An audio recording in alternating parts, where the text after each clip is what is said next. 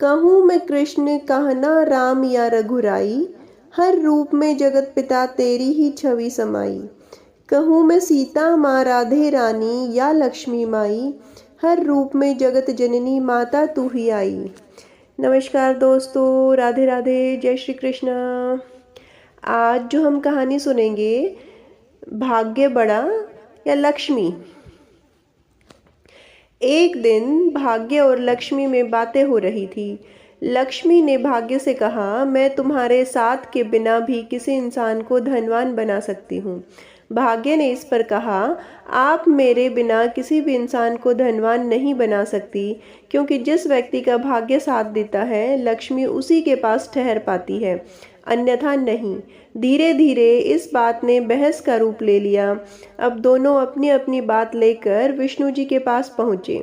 तब विष्णु जी ने उन्हें ब्रह्मा जी के पास जाने के लिए कहा। फिर वे ब्रह्मा जी के पास गए। ब्रह्मा जी ने दोनों से कहा कि तुम दोनों को 3-3 दिन के लिए पृथ्वी पर जाना होगा और अपनी अपनी परीक्षा देनी होगी। जो इस परीक्षा में सफल हो जाएगा, वही तुम दोनों में सही कहलाएगा। अब दोनों ने ब्रह्मा जी की बात मान ली और पहले लक्ष्मी जी पृथ्वी पर आई। वहां आकर उन्होंने देखा कि एक भिखारी सड़क पर बैठकर भीख मांग रहा था। लक्ष्मी जी उसके पास गई, उसे एक हीरा देकर कहा कि यह लो, आज से तुम्हारे दुख के दिन बीत गए। तुम्हें आज से भीख मांगने की कोई जरूरत नहीं है। वह व्यक्ति हीरा देखकर बड़ा प्रसन्न हुआ और वहां से उठकर अपने घर की ओर चलने लगा। रास्ते में उसे प्यास लगी तो उसने एक तालाब के पास रुककर पानी पीने की सोची। जैसे ही वह पानी पीने के लिए नीचे झुका तो उसकी जेब में से हीरा निकलकर तालाब में गिर गया और वहां उसे एक मछली ने निगल लिया। अब वह हाथ मलता हुआ वापस अपने घर की ओर चला गया। अगले दिन फिर वह व्यक्ति वहीं आकर भीख मांगने लगा। लक्ष्मी जी उसके पास गई और उनसे पूछा कि मैंने तुम्हें कल हीरा दिया था और तुम फिर से भीख मांगने आ गए। तब उस व्यक्ति ने बताया कि मैं तालाब पर पानी पीने के लिए रुक गया था और वहीं मेरा हीरा उस तालाब में गिर गया। इस पर लक्ष्मी जी ने उसे एक रत्न जड़ित हार भेंट किया और बोली कि इस हार को तुम अपने पास रख लो। अब व्यक्ति हार लेकर चला गया। घर पहुंचकर उसने बाहर वाली अलमारी पर रख दिया वो हार और हाथ पैर धोने के लिए चला गया। इतने में ही उसके घर के पास बने पेड़ पर एक चील रहती थी। वह उस हार को कोई चमकदार वस्तु समझकर अपनी चोंच में दबाकर उड़ गई।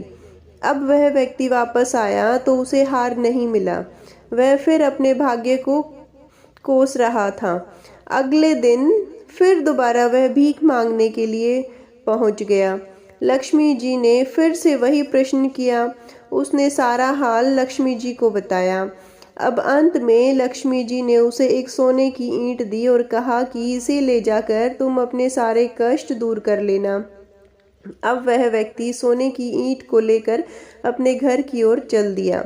घर जाकर उसने देखा कि घर पर उसकी पत्नी नहीं है, तो वह उस ईंट को चूल्हे में छुपा कर रख गया और अपनी पत्नी को ढूंढने के लिए चला गया। इतने में ही उसकी एक पड़ोसन उसके घर अंगार लेने के लिए पहुंची तो उसने उसमें रखी हुई सोने की ईंट को देखा तो वह उसे अपने साथ उठाकर ले गई। अब वह व्यक्ति वापस आकर देखता है कि सोने की ईंट गायब है। वह फिर परेशान होकर अपने भाग्य को कोस लेता है। अगले दिन वह फिर वहीं वापस बैठा मिलता है। तब ब्रह्मा जी कहते हैं कि लक्ष्मी, तुम्हारे 3 दिन पूरे हुए, अब भाग्य की बारी है।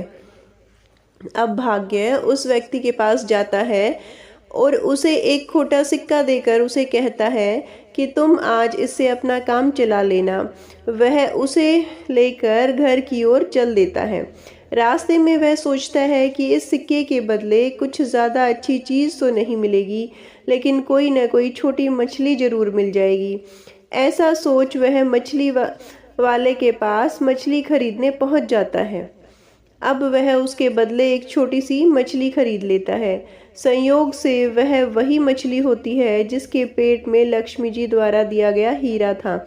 अब वह उसे लेकर अपने घर पहुंचा और अपनी पत्नी से कहने लगा कि आज मुझे एक आदमी ने खोटा सिक्का दिया था, जिसके बदले मैं इस मछली को ले आया। आज के खाने में इसे ही पका लेना, कल का कल सोचेंगे। यह सुनकर उसकी पत्नी ने उससे कहा कि घर में चूल्हा जलाने के लिए लकड़ियां नहीं है, इसलिए तुम इस पेड़ पर चढ़कर कुछ सूखी लकड़ियां तोड़ लेना, जिससे मैं इसे पका सकूं। यह सुनकर वह व्यक्ति लकड़ियां तोड़ने के लिए उस पेड़ पर चढ़ जाता है जहां वह चील रहती थी। अब जैसे ही वह व्यक्ति उस चील के घोंसले के पास जाता है तो उसे अपना लक्ष्मी जी द्वारा दिया गया हार दिखाई दिया। अब उसे देखकर बड़ा खुश होता है और अपनी पत्नी से वहीं ऊपर से ही कहता है कि मुझे मेरी खोई हुई चीज़ मिल गई। इतने में ही पड़ोसन का छोटा सा बेटा उस ईंट को खेलने की चीज समझकर बाहर ले आता है और यह बात उसकी पड़ोसन सुन लेती है। वह सोचती है कि उस ईंट के बारे में बात कर रहे हैं। इतने में वह बोल पड़ती है, नहीं नहीं, यह तो मैंने अपने पास संभालने के लिए रख ली थी।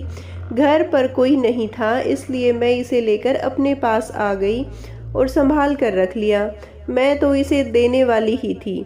इतना कहकर वह पड़ोसन उस ईंट को देकर चली जाती है और मछली के पेट में से भी वह हीरा भी मिल जाता है। अब इस तरह भाग्य का साथ मिलने पर उसे लक्ष्मी जी द्वारा दी गई सभी चीज़ें मिल जाती हैं और उसके सभी कष्ट दूर हो जाते हैं। यह देखकर ब्रह्मा जी लक्ष्मी जी से कहते हैं कि हे लक्ष्मी, तुम व्यक्ति को धनवान तो बना सकती हो, किंतु जब भाग्य का साथ न हो तो लक्ष्मी का किसी के पास रुकना असंभव है। यह सुनकर लक्ष्मी जी ब्रह्मा जी की बात मान लेती है और दोनों अपने स्थान को वापस लौट जाते हैं। किसी भी व्यक्ति की सोच, व्यवहार और कर्म से ही उसका भाग्य निर्धारित होता है। कर्मों के द्वारा ही भाग्य में परिवर्तन लाया जा सकता है। पिछले जन्म के कर्म और इस जन्म के कर्म दोनों के मिले जुले संयुक्त परिणाम को भाग्य कहा जाता है। उम्मीद है आप लोगों को यह कहानी पसंद आई होगी। Thanks for watching. Like, share and subscribe. Thank you.